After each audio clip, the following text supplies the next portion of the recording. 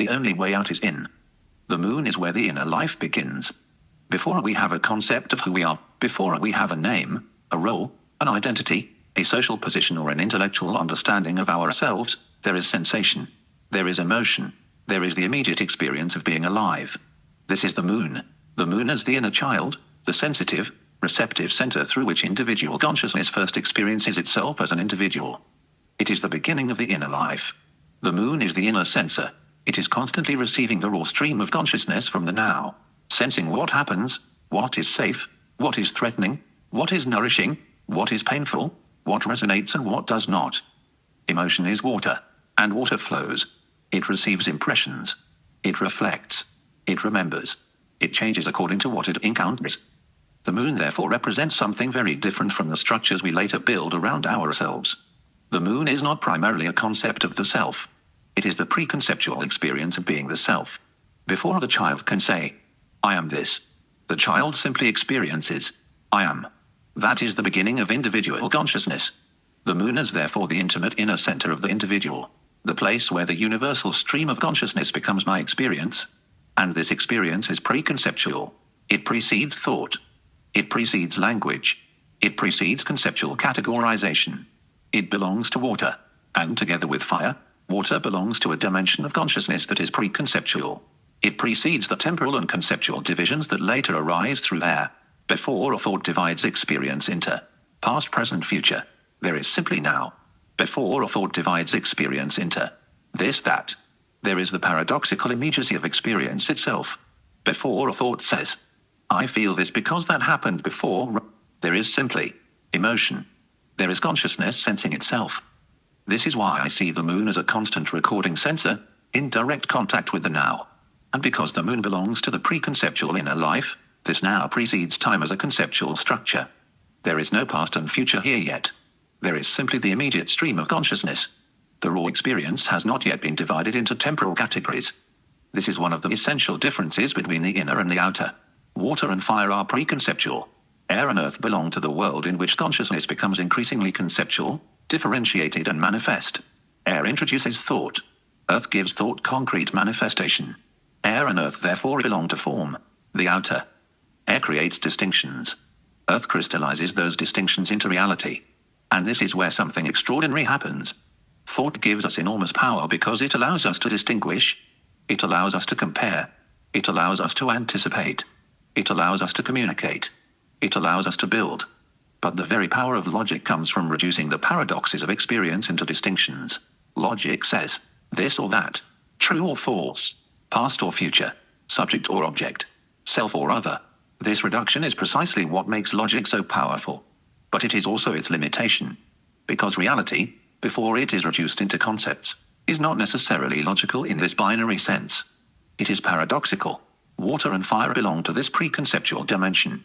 They can hold what thought later experiences as contradiction. They do not need to resolve the paradox. They simply experience it. This is why the inner dimension cannot ultimately be understood through thought alone. Thought can create a map. But the map is not the living experience. The moon comes first. The conceptual mind comes later. And this is where the distinction between inner and outer becomes essential. Air and earth belong to thought and practical, material manifestation. They belong to form, the outer. Saturn represents the culmination of this movement. Saturn is the peak of the outer, the crystallization of consciousness into structure. Saturn gives form boundaries. It gives things definition. It creates roles, responsibilities, names, laws, structures, possessions, institutions and material reality. Saturn is therefore not the enemy. Without Saturn, consciousness could not become embodied. Saturn gives source a body. Saturn gives consciousness structure. Saturn makes manifestation possible. But there is a danger inherent in structure. A structure created to serve life can eventually forget what it was created to serve. It can become self-referential. It can begin to believe, I am the source. And when that happens, form becomes a prison. This is where Uranus enters. If Saturn represents the peak of the outer, then Uranus represents the peak of the inner. Uranus is a higher consciousness structure of the inside. It is the intelligence that can see beyond the structure that consciousness has become identified with. But Uranus does not simply take us away from Saturn. Its deeper function is to reconnect us with what was inside all along. With the moon. With the living inner center. with the individual stream of consciousness. This is why Uranus can arrive as emotional shock. The emotional shock is not random. It has a function. When the conscious structure has become too dense, too rigid, too self-referential, Uranus breaks the structure open. The old reality suddenly stops working. Something unexpected happens. The person becomes disoriented. The identity is shaken. The future can no longer be predicted from the old assumptions. And beneath the collapse of the old structure, something much older becomes available again. Emotion. The moon. The inner child. The sensitive center. The living stream of consciousness. This is why I see Uranian shock as fundamentally a reconnection. Uranus says, you have become too identified with the structure. Come back inside. The shock forces consciousness back into contact with the inner sensor that has been registering reality all along. The moon never stopped sensing. The moon never stopped recording. The moon never stopped being in the now. It was the conscious structure that stopped listening. And this creates a beautiful relationship between Moon, Saturn and Uranus. Moon equals the beginning of individual inner life. Saturn equals the crystallization of experience into outer form. Uranus equals the awakening of higher consciousness back toward the inner. Moon is the living center. Saturn is the structure. Uranus is the intelligence that breaks the structure when it has become disconnected from the living center. So when Uranus shocks the individual, it is not necessarily bringing something new into consciousness. It may be bringing consciousness back to something that was already there. The shock reconnects the individual with the part of themselves that the Saturnian structure has forgotten. This is why Uranus and the moon have such an important symbolic relationship. The moon is the inner sensor. Uranus is the higher intelligence that recognizes when the outer structure has become disconnected from that sensor. And when the connection is restored, flow returns. This is the movement. Moon, inner experience, concept, form, Saturn, crystallization.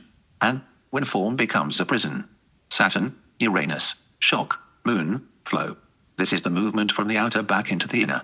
And ultimately, from the inner back into source. The three trans-Saturnians, Uranus, Neptune and Pluto, can therefore all be understood as forces working in favor of source being released from form, when form has fulfilled its function of serving life and has instead become a prison. They do this in different ways. Uranus equals wake up. Neptune equals surrender. Pluto equals die. Uranus breaks the structure. Neptune dissolves the boundary. Pluto destroys what can no longer serve life. Saturn says, this is what exists. Neptune says, there is no boundary here. Uranus says, wake up from your identification with the structure. Pluto says, let the structure die. Saturn rules a closed form, a limited, dense and defined reality. Saturn is everything in the sense of everything that we ordinarily call reality. But Saturn is not nothing. Saturn cannot deal with nothing. It cannot contain zero, that which is not. Neptune is both nothing and everything. Neptune is source, the sea. The infinite potential from which everything can emerge. Neptune is the ocean before a wave becomes a separate form. Saturn is the wave after it has become defined. And the tragedy begins when the wave forgets that it is water. That is the prison. That is the illusion of separation. And this is why I believe Jesus understood astrology, not necessarily astrology as a system of prediction, but the cosmology behind it. What Jesus was teaching was a much larger story, a cosmology that gives us the frames through which astrology can be understood. When Jesus says, I and my Father are one, I see the sun as the sun. The sun says, the Father in heaven is also my light. The sun and the sky form one axis of the zodiac, the 5th 11th house axis, the axis of individuation. They are two expressions of the common light of heaven. Fire equals vision. Air equals thought. These are the two masculine energies among the four elements. But fire and air are not the same kind of consciousness. Fire is preconceptual vision. Air is conceptual thought. Fire can know without having to explain. Air explains by dividing. Fire sees the whole before a thought has separated it into parts. Air names the parts and creates relationships between them. And again, this is both the power and the limitation of thought. Logic is a reduction of paradox into distinction. That reduction makes the conceptual world navigable. It allows us to build civilizations, mathematics, language, technology and systems of knowledge. But it also means that something is inevitably lost. The paradoxical wholeness of the preconceptual experience is reduced into categories. This is why the inner world cannot be completely captured by language. Language belongs to air. Manifestation belongs to earth. But the experience that precedes both belongs to water and fire. The moon represents the water side of this preconceptual consciousness. The sun represents the fire side. The moon senses. The sun sees. The moon receives. The sun radiates. The moon is the intimate individual experience. The sun is the individual expression of vision. And together they represent two dimensions of consciousness that precede the conceptual separation introduced by air. The sun is individualized fire. Uranus is the greater field of intelligence. One is vision. The other is thought. And both participate in the process of individuation.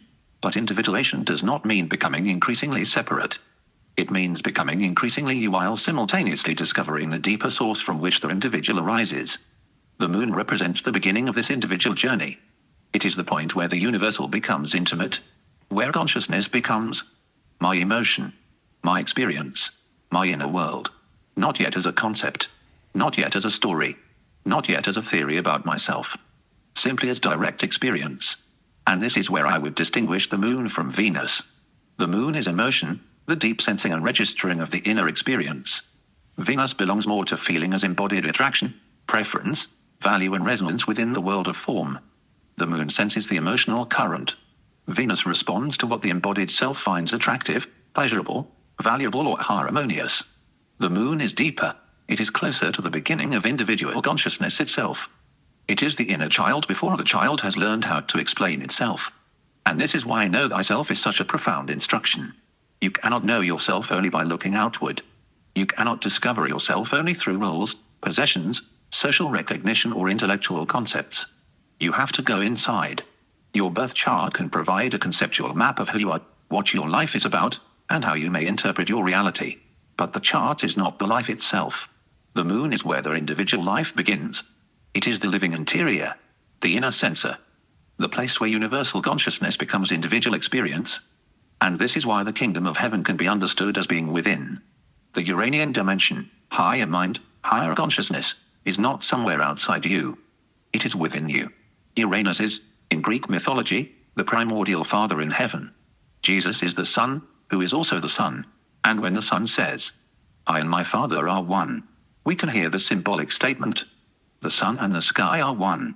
The individual light and the greater field of light are not ultimately separate. But Uranus is not the final destination. Because beyond higher mind is source, that is Neptune, and before a Neptune can be understood conceptually, the individual has to reconnect with the living inner current represented by the moon. The moon is where the journey inward begins. The moon is the first experience of I am. Uranus is the awakening that says, there is more to you than the structure you have built around that experience. Neptune says, there was never a true separation between you and source. And Pluto says, let everything that insists upon that separation die. This is also what I hear in Jesus' words. What you hold on to, you will lose. What you let go of, you will keep. This is the difference between form and flow. Form belongs to Saturn. Everything manifested and earth-related belongs here. Roles, possessions, money, status, social identity, structures, names, positions and definitions. But when we cling to these things as though they were the essence of who we are, we become trapped in form. We mistake the container for the consciousness inside it. And so, he who loses his life for my sake will find eternal life, can be understood as die to form. Let the ego collapse. Let the identity that believes itself to be the source die. Because what you actually are cannot die. You are not your avatar. You are not your name. You are not your possessions. You are not your social position. You are not the structure you have built around yourself. You are soul. You are fire and water. You are a consciousness moving through form. The consciousness of the body, the ego, can come into conflict with the soul, and you are the one sustaining the conflict. Your fear of death is perhaps the greatest obstacle. Because if you dare to face death directly, you may discover that what you were afraid of losing was never what you actually are. The body can die. The role can die. The identity can die. The possession can disappear. The entire external structure can collapse. But consciousness itself does not need the structure in order to exist. This is why the kingdom of heaven is within you. The way out is not through escaping the world. It is through discovering the world inside the world. The way out is not to destroy Saturn. It is to put Saturn back in its proper place. Form must serve life. Saturn must serve source. Structure must serve consciousness. The container must serve what it contains. And when the container forgets this, Uranus breaks it open. The emotional shock is the opening. The moon is the living center to which consciousness returns. Emotion is sensed again. The preconceptual stream becomes accessible again. Flow begins again. Neptune reminds us that the flow was never separate from the ocean. And Pluto destroys whatever still insists that the separation was real. This is why the ultimate movement is not from Earth to heaven. It is from form back into flow. Not from the world to somewhere else, but from the outside to the inside. From identification with structure back to preconceptual experience. From thought back to the living stream that preceded thought. From the frozen wave back to the ocean. From the false self back to the soul. And finally, from the individual experience of consciousness back into source. The only way out is in.